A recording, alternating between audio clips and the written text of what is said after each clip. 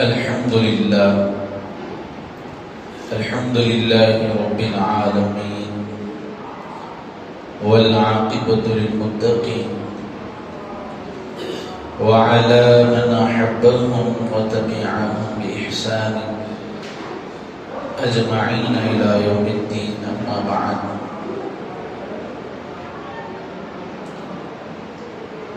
أعوذ بالله من الشيطان الرجيم. بسم الله الرحمن الرحيم.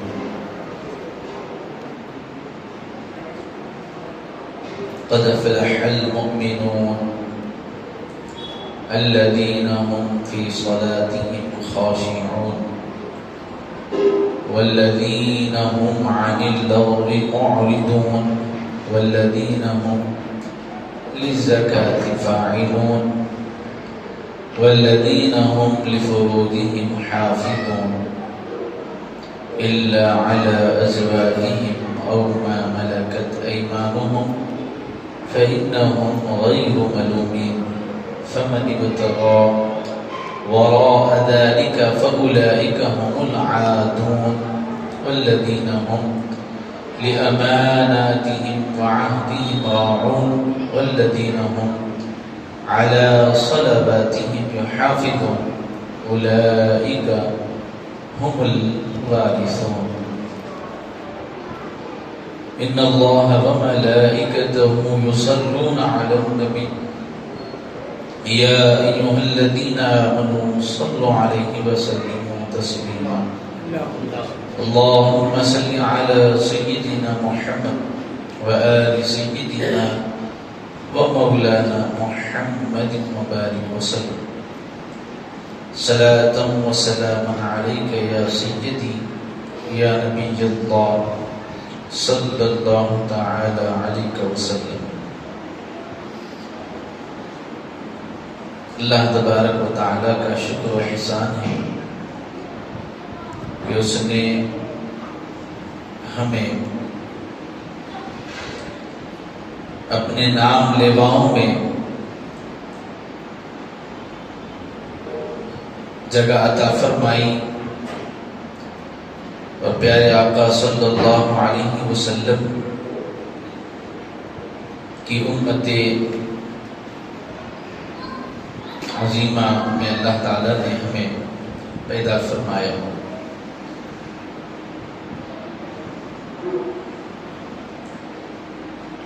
اللہ تبارک و تعالی قرآن مقدس میں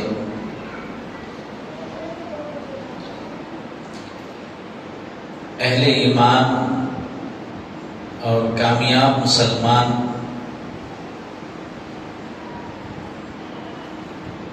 کے متعلق سورہ مومنون میں ارشاد فرماتا ہے، جس کے متعلق احادیث شریفہ میں بیان کیا گیا ہے.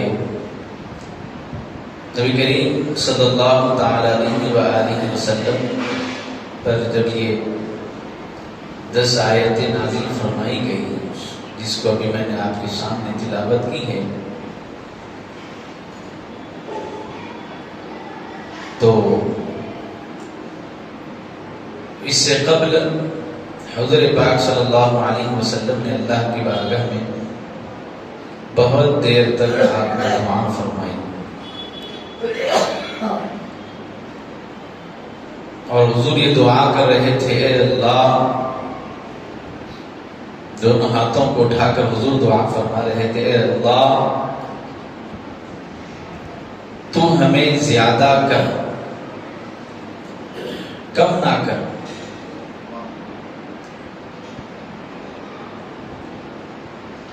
پھر حضور دعا کرتے، اے اللہ ہمارا اکرام فرما، اہانت نہ کر، ہمیں انعام عطا کر، محروم نہ رکھ. پھر حضور پاک علیہ الصلوۃ والسلام آگے فرمائے، ہمیں دوسروں کے مقابلے میں فضیلت دے. پر دوسروں کو پسند نہ کر، یعنی ہاں تیری بارگاہ میں سب سے پہلا مقام میری امت کا ہو، پھر اس کے بعد جو بھی ہے ان کا مقام۔ پھر حضور پاک علیہ الصلوۃ والسلام دعا فرما رہے تھے، ہم سے راضی ہو جا، ہم سے ناخوش نہ رہے، ہم سے خوش ہو جا۔ پھر آگے حضور پاک علیہ الصلوۃ والسلام یوں ہی دعائیں فرما رہے تھے، ہم پر اکرام فرما، ہم سے راضی ہو جا، ہمیں زیادہ کر، ہمیں فضیلت دے، ہمیں انعام عطا کر۔ تو اللہ تبارک و تعالیٰ نے حضور پاک علیہ الصلوۃ والسلام پر یہ 10 آیتیں نازل کی سورہ مومنون کی۔ پھر فرمایا گیا کہ اے حبیب، جس کے اندر یہ 10 خصلتیں آ گئی، جو ان 10 باتوں، ان 10 آیتوں کا مصداق بن گیا، وہ جنتی ہوں گے۔ بلکہ فرمایا گیا کہ جس نے یہ 10 آیتیں تلاوت فرمائی، اللہ تبارک و تعالیٰ اس سے بھی راضی ہو جاتا ہے۔ امام ترمذی اور دیگر محدثین نے اس کو روایت فرمایا ہے،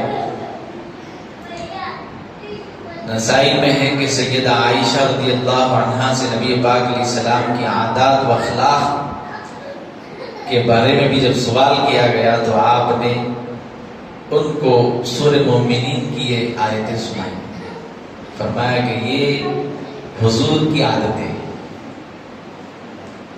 یہ حضور کی شان میں اللہ نے نازل فرمائی ہے، حضور کی صفات کا ذکر اللہ تعالیٰ نے اس آیتوں میں بیان فرمایا ہے۔ پھر اسی وجہ سے آپ نے فرمایا کیا تم نے قرآن نہیں پڑھا؟ حضور تو سرتابہ قرآن تھے۔ پھر فرمایا گیا، ایک روایت فرمائی گئی کہ جب اللہ تعالیٰ نے جنت عدن پیدا کی اور اس میں درخت وغیرہ اپنے دستے قدرت سے لگائے تو اسے دیکھ کر فرمایا کچھ بول، درختوں سے رب نے فرمایا کچھ کہو، تو ان درختوں نے یہی آیت تلاوت فرمائی جو قرآن میں اللہ نے نازل فرمایا۔ سیدنا ابو سعید رضی اللہ تعالی عنہ روایت فرماتے ہیں کہ اس کی ایک اینٹ جنت عدن کی، جنت عدن کی جو اللہ نے اس کے اندر خوبصورتی، بلکہ جنت عدن کی شان کیا بتائی جا رہی ہے کہ اس کے اندر جو درخت لگائے گئے ہیں وہ خود پروردگار نے لگائے۔ اللہ نے اس سے سوال کیا تو یہ آیتیں اس نے تلاوت کی۔ فرماتے ہیں کہ اس کی ایک اینٹ سونے کی ہے تو دوسری اینٹ چاندی کی ہے۔ فرشتے اس میں داخل ہوئے، اللہ تبارک و تعالی نے اہل کفار کے لیے فرمایا ہے کہ وہ نجس ہے، وہ ناپاک ہے۔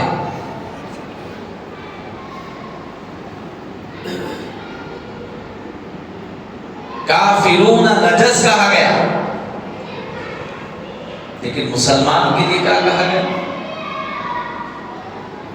مسلمان کی شان، اس کی عظمت، اس کا مقام بہت بلند ہے۔ مسلمان ہونے کے اعتبار سے آپ کا، ہمارا مقام بہت بلند ہے۔ ہمیں اللہ کا روزانہ اس بات پر شکر کرنا چاہیے کہ اللہ نے ہمیں مسلمانوں کے گھر میں پیدا کیا، ہمیں مسلمان رکھا۔ آج لوگ تحقیق کر رہے ہیں، دین کو جب سمجھ رہے ہیں، تو پھر وہ مسلمان ہوئے بغیر نہیں رہے۔ کیا وجہ ہے؟ کیونکہ اسلام نے شروع سے آخر تک جتنی باتیں کہی ہے، کوئی بات ایک دوسرے سے ٹکراتی نہیں ہے۔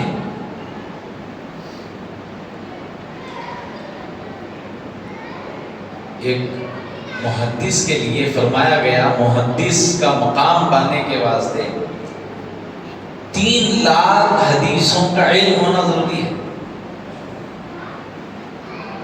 یعنی جس کو بھی محدث کہا گیا، وہ ہزاروں میں حدیثاں یاد رکھنے والے لوگ نہیں ہوں گے، وہ لاکھوں میں حدیثاں یاد رکھنے والے۔ صرف حدیث نہیں، حدیث سند کے ساتھ، سند کے ساتھ اس کا مقام کیا ہے، اس کا درجہ کیا ہے، یہ کس سے بیان کی گئی ہے، پورا علم اس کے ذہن میں ہونا چاہیے، اس کو محدث کہا گیا۔ ایک انسان اتنی باتیں بول دے، وہ بولتا ہی رہے، وہ ہر بات میں سمجھاتا رہے، تو یہ بشری تقاضا ہو جاتا ہے کہ انسان سے بعض اوقات باتوں میں بھی غلطیاں ہو جاتی ہیں، ہوتی بعض اوقات ایسا ہو جاتا ہے، غلطیاں ہو جاتی ہے، کوئی بات دوسری بات سے ٹکرا جاتی ہے، یہ انسانی تقاضا ہے۔ لیکن انبیاء کرام کی شان یہ ہے کہ یہ اللہ نے ان کو اس شان کا مالک بنایا ہے کہ وہ جب کوئی بات کہتے ہیں، اگرچہ کہ یہ بات کہہ کر 20 سال کا عرصہ ہو گیا ہو، 20 سال کے بعد اگر وہ اسی مقابلے میں کوئی اور بات کہنا ہے، وہ بات دوسری بات سے نہیں ٹکراتی۔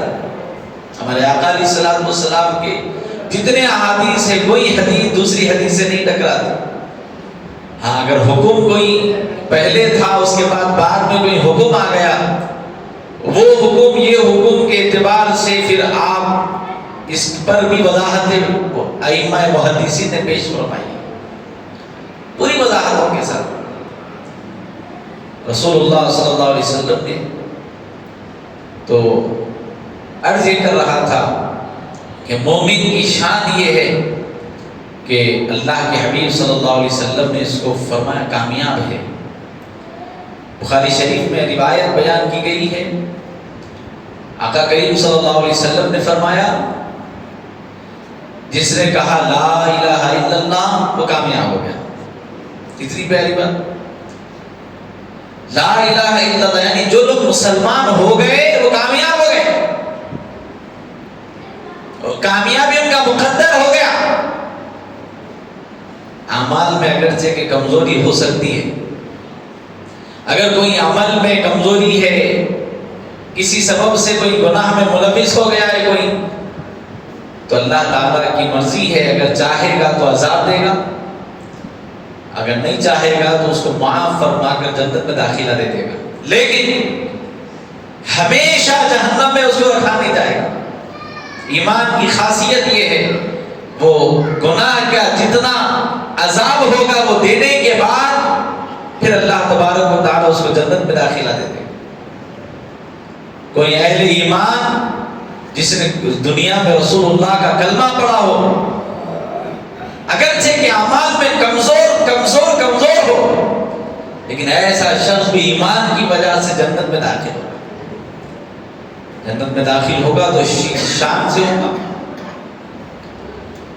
ایک روایت میں آتا ہے، پیارے نبی صلی اللہ علیہ وسلم نے فرمایا، میں اس شخص کو جانتا ہوں، غیب داں نبی کا فرمان ہے، پیارے آقا علیہ الصلوۃ والسلام فرما رہے ہیں، میں اس شخص کو بھی جانتا ہوں جس کو سب سے آخر میں جہنم سے نکالا جائے گا، یعنی گناہ اتنے زیادہ ہوں گے اس کے کہ اس کا سب سے آخر میں نمبر آئے گا جہنم سے نکلنے کا۔ میں اس شخص کو جانتا ہوں، وہ کس انداز میں جہنم سے نکلے گا حضور اس کو بھی بیان فرما رہے ہیں۔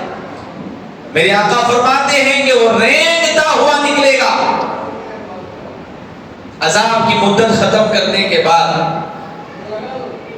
جب وہ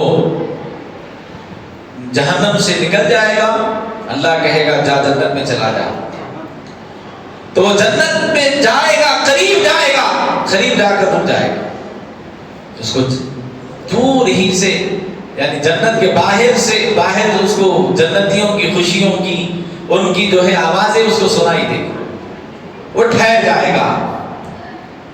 ٹھہرنے کے بعد اس کے دل میں یہ خیال آئے گا یہ تو میں تو آخر ہوں جنت میں جانے والا، اس کے بعد جنت کے دروازے بند، اس کے بعد جہنم کے دروازے بند، جہنمی جہنم میں ہمیشہ رہیں گے، جنتی ہمیشہ جنت میں رہیں گے، نہ وہاں سے کسی کو نکالا جائے گا نہ یہاں سے۔ جنت میں داخل ہونے کے بعد تو کوئی نکلے گا نہیں، لیکن جہنم سے اہل ایمان جیسے جیسے اپنے گناہوں کے عذاب سے چھٹکارا پاتے جائیں گے، ان کو ریلیز کیا جائے گا، چھوڑ دیں گے۔ کسی کی کچھ مدت ہوگی، کسی کی کچھ مدت، لیکن وہ بھی مدت بھیانک ہوں گی۔ اللہ ہم اس سے بھی بچائے، ہمارا کو بچنا اسی سے، جنت تو ہمارا مقدر ہے۔ تو وہ شخص جب جنتیوں کی آوازیں سنے گا تو اس کے دل میں یہ خیال آئے گا پوری جنت بھر گئی شاید، اب میرے واسطے کیا جگہ ہے کہ کیا نہیں، جگہ ہے بھی یا نہیں، یا پھر ایڈجسٹمنٹ کی زندگی ہے کہ کیا ہے۔ تو اللہ تبارک و تعالیٰ اس سے کہے گا جا، اب بھی تیرے لیے جنت میں اتنی جگہ ہے جتنی میں نے دنیا بنائی تھی۔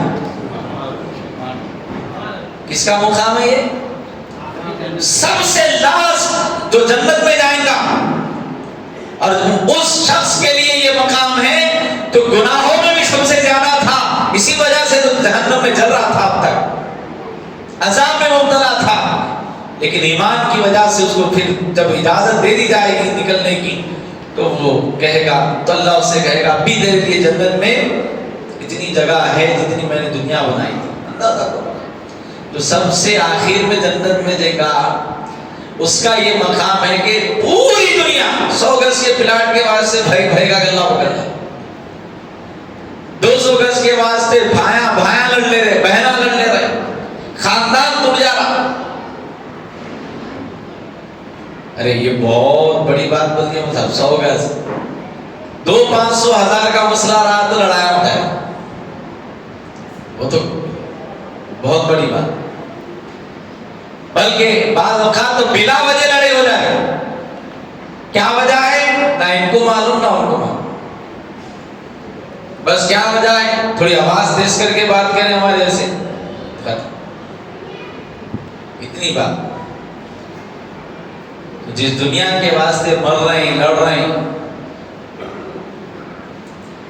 اللہ نے سب سے آخر جنتی کے واسطے اتنی جگہ جنت میں رکھی، تو کتنی بڑی جنت ہے، دنیا کچھ بھی نہیں ہے جنت کے ساتھ، اتنی بڑی اللہ نے جنت بنائی۔ اس سے اللہ فرمائے گا اب بھی تیرے لیے جنت میں اتنی جگہ ہے جتنی میں نے دنیا بنائی تھی۔ تو اللہ سے کہے گا دیکھو تھوڑی دیر پہلے تک قہر الہی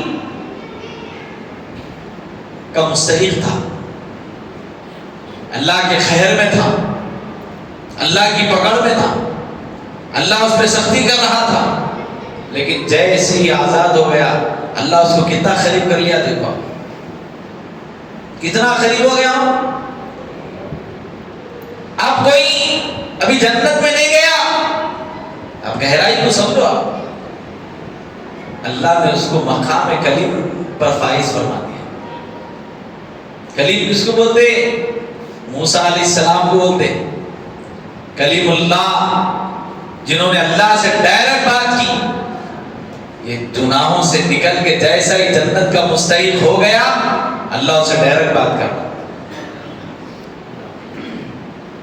اللہ اس کو بولا تیرے واسطے بھی جگہ ہے جا، اور ان اللہ کے لیے اللہ سے کیسا قریب ہو گیا۔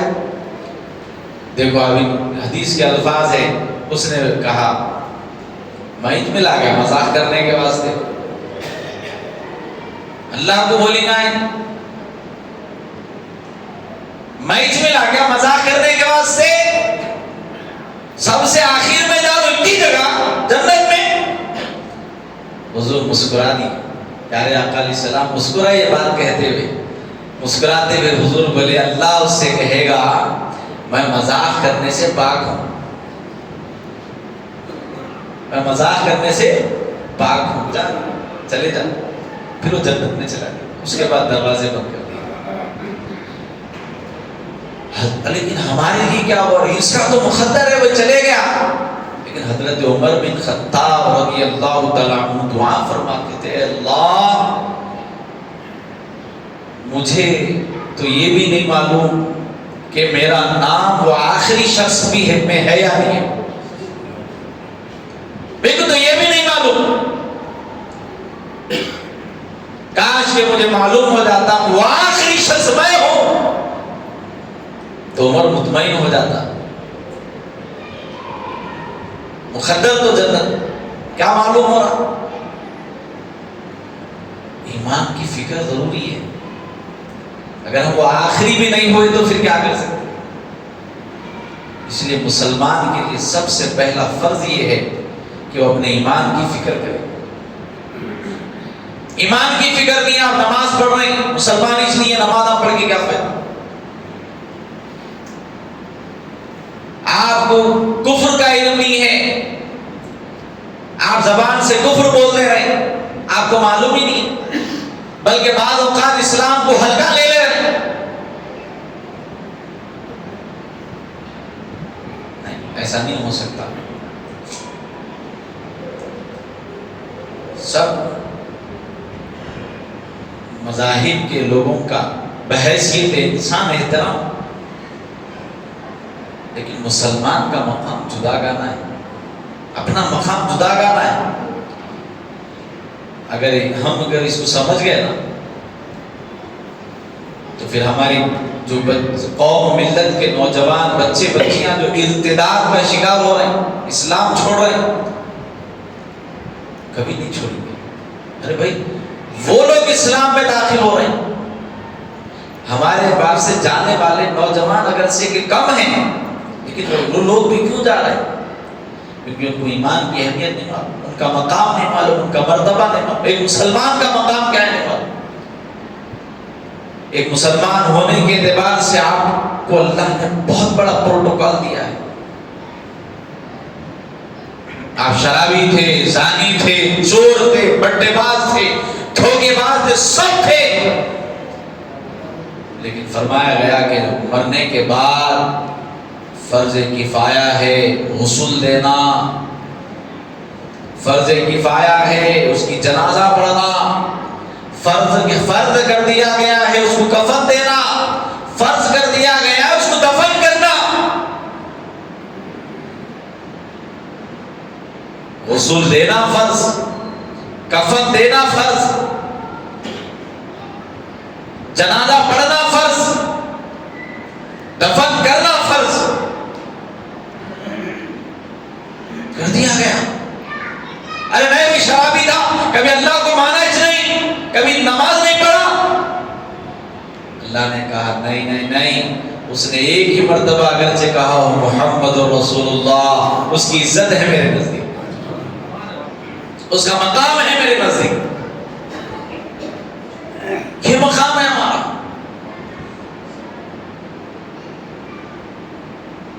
ہم اپنے مقام کو سمجھیں گے تو ایمان کی اہمیت خود بخود سمجھ میں آئے۔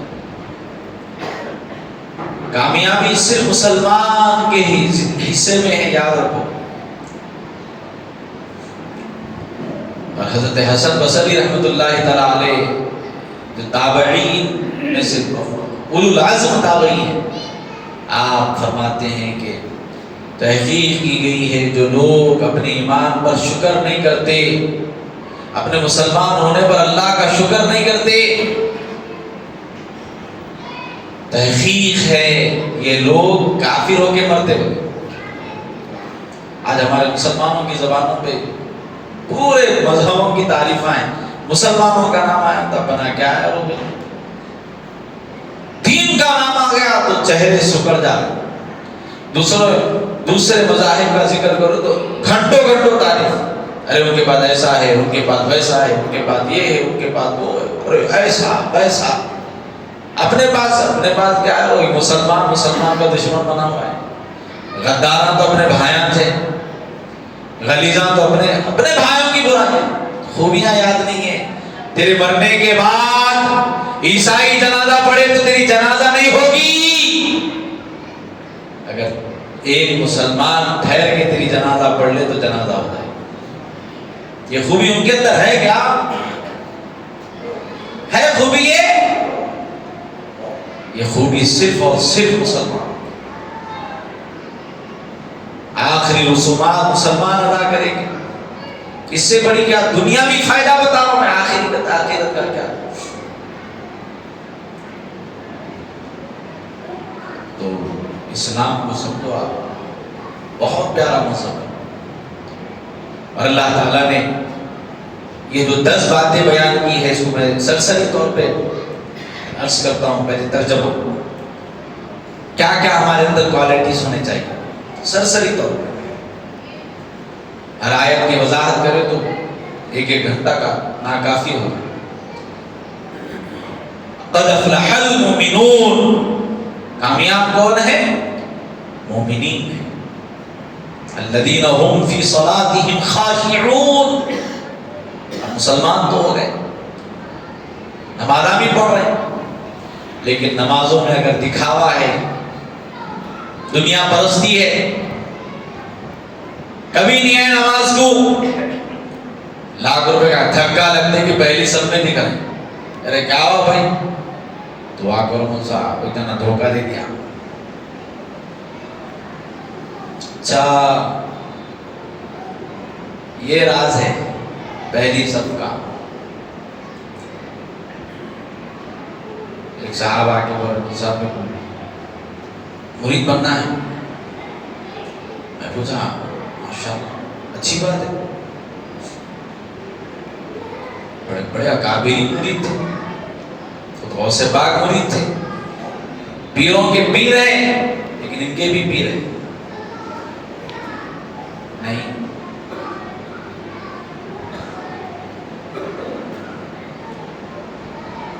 اچھے حضرت کا نام بولا تو میں بولا اچھے بولے تو میں بولا آپ کسی کو پسند کرتے کیا؟ انہوں بولے نہیں مجھ صاحب کو سمجھ میں نہیں آ رہا. میں کہا ایسے حضرت کا مرید بننا ہے؟ 3-4 جگہ پیسے پھنسے ہوئے، بند دے کے ریلیز ہو جانا ہے.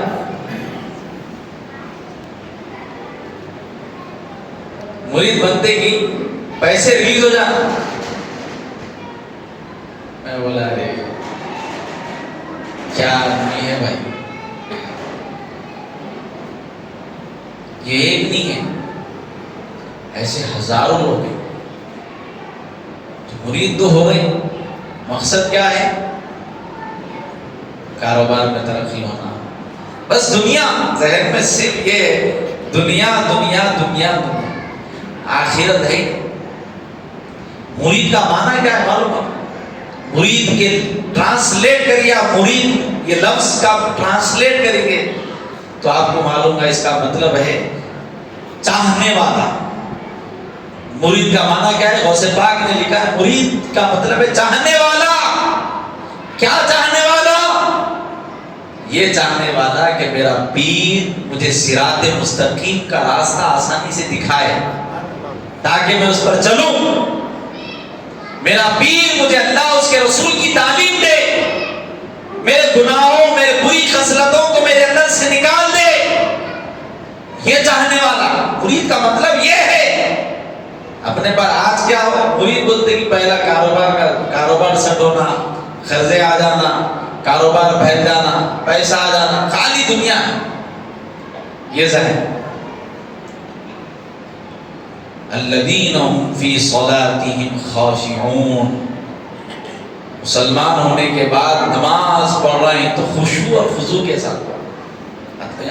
آسان لفظوں میں اللہ کے واسطے پڑھو، اللہ کے خاطر پڑھو. ایک صاحب الحمدللہ صاحب بہت پریشان تھا. یہ تو برکت تو ہے اس کی، اس کا ہمیں ممکن نہیں ہے. نماز پڑھنے والا انشاءاللہ بہت سی مصیبتوں سے نجات پا جاتا. حق ہے یہ، ہم اس کا مذاق نہیں اڑا رہے یار، لیکن تھنکنگ، سوچ تبدیل ہونی چاہیے.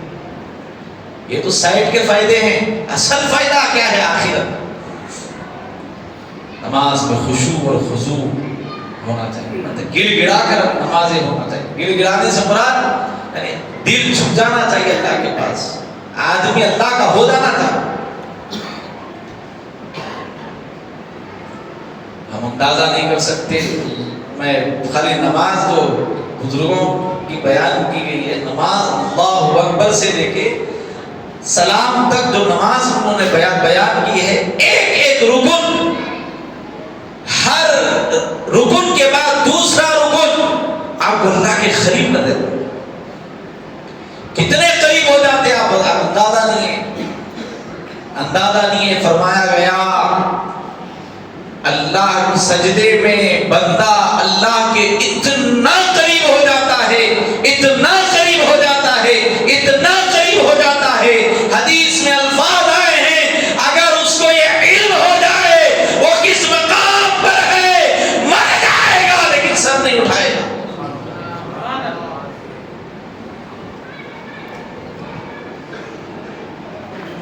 ہم اللہ اکبر اللہ اکبر خالی روٹین چل رہی. نماز شروع کر کے دیکھے تک سلام بھی پھیر رہے نکلے.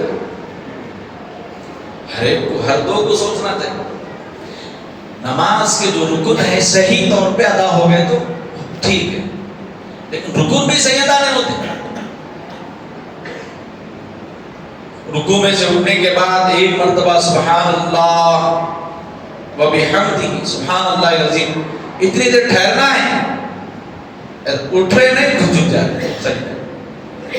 سرکار فرمائے چور کون ہے؟ تو جو مال چوری کرے، سرکار بولے میری نظر میں چور نہیں ہو، چور ہے میری نظر میں، بڑا چور نہیں ہو، کیونکہ لوگوں کے چوریاں کر، میری نظر میں تو چور تو نماز کا چور ہے. بولے سرکار نماز میں بھی چوری ہوتی؟ بولے ہاں ہوتی. کیسا ہوتی؟ یہ ڈنڈی مار سجدہ کرے اٹھے کہ نہیں کہ دوسرے سجدے میں چلے، اطمینان ہے ہی نہیں نماز میں.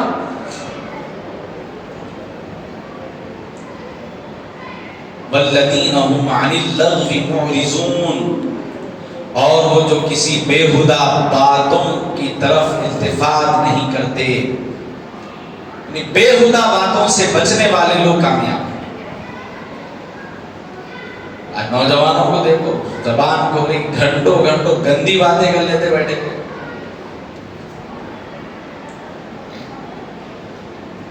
لا حول ولا قوة. جس زبان کو اللہ نے ماں کے پیٹ میں گندا ہونے نہیں دیا، دنیا میں ہم اس کو گندا کرتے ہیں. کیا مقام ہے آپ کی زبان کا؟ میری زبان کا کیا مقام ہے؟ زبان سے اچھی باتیں بولنے کے کتنے فائدے معلوم. ایک ہی بات سنوا، حدیث پاک سنا. قیامت کا دن ہوگا، اللہ کی طرف سے فیصلہ کر دیا جائے گا. اس کے اعمال میں اس کی کوئی نیکی نہیں، فیصلہ ہو جائے گا لکھ جاؤ جہنم. چلو گھسیٹتے ہوئے لے جائیں گے، قریب جہنم کے جائیں گا تو اللہ کہیں گا ذرا رکو رکو، پھر ایک بار ری چیک کرو کچھ بھی نیکی ہے کیا، کیونکہ اللہ کی رحمت تو بہانہ تلاش کرتی ہے.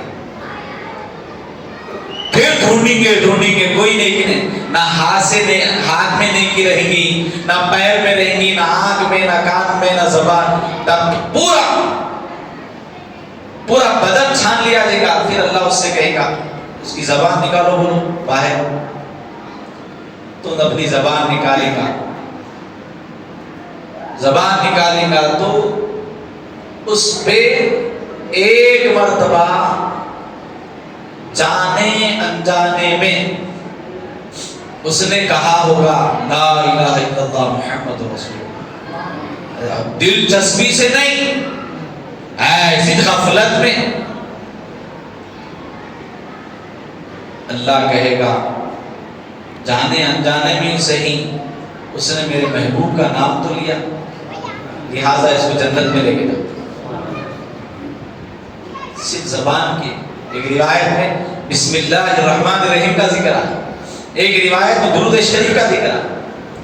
تو بولنے کا مطلب جانے انجانے میں بھی ہماری زبان سے کلمات مبارکہ نکل جاتے ہیں تو ہماری زندگی بن جاتی ہے۔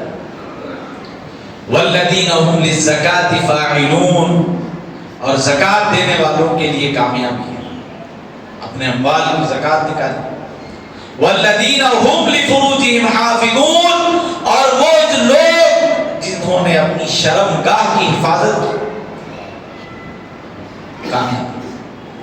الا علی ازواجهم او ما ملکت ایمانهم فانهم غیر ملومین۔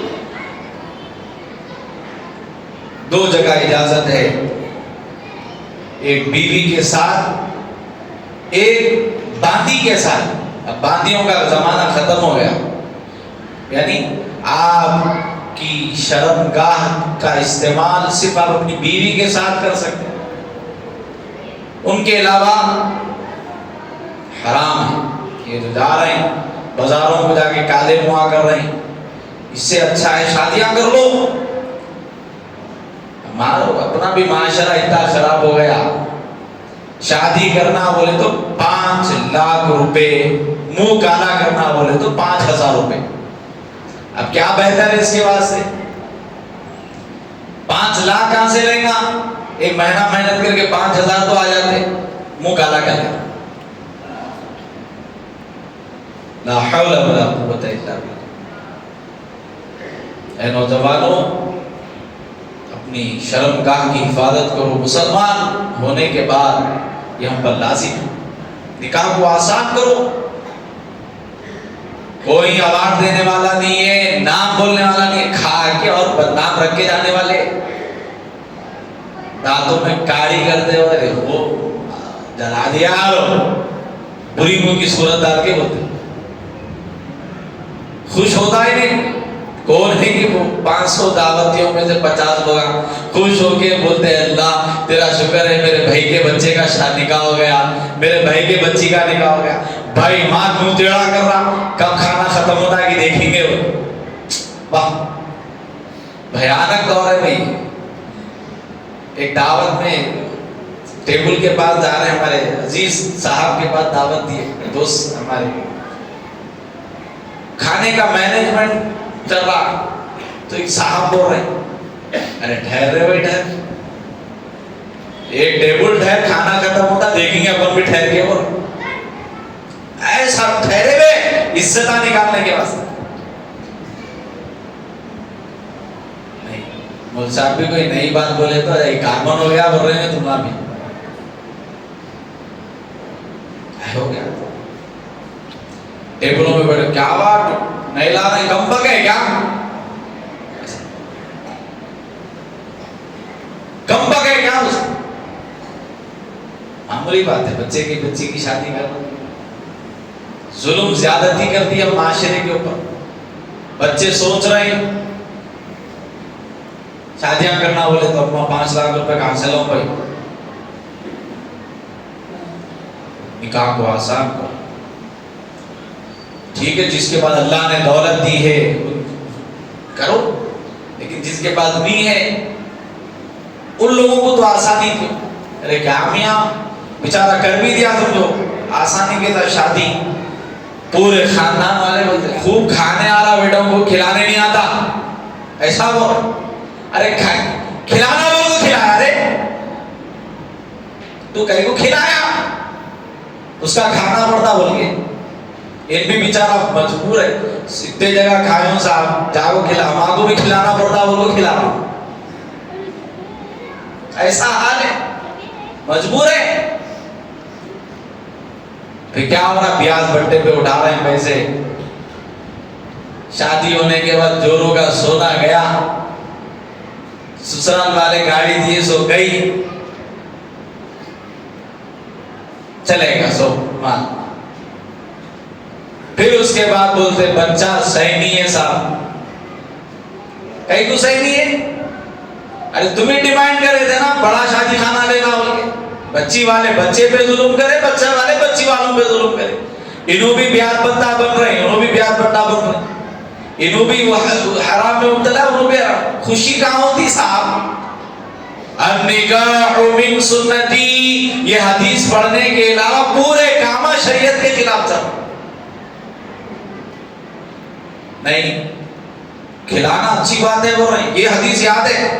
کھلانا سنت نہیں ہے کیا؟ حرام کے بعد ہوتے کھلانا سنت ہے. بے وقوف,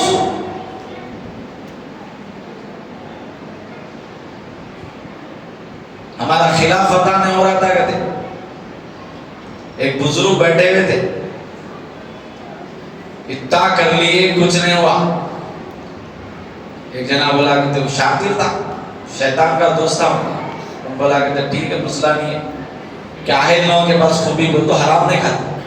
دعوت دے کے بلا کے حرام کا کھلاتا. اب بولے چلو صبح لڑو. اب کیسا جی؟ انہوں دعا کر رہے ہیں, قبولش نہیں ہو رہی. نہیں, دعا کر رہے ہیں قبول نہیں ہو رہی. ہار گئے مسلمان, شکست کھا گئے.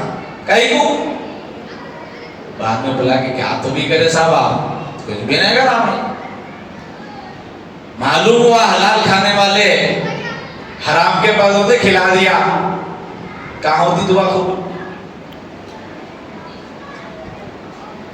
میں بچی کے واسطے پورا کر دیا ہوں صاحب, لیکن کیا کمی رہ گئی کہ نہیں معلوم. بچی کا رشتہ ٹوٹ گیا. کہیں کو ٹوٹا بھائی؟ دیکھو تلاش کرو کیا غلطیاں ہیں.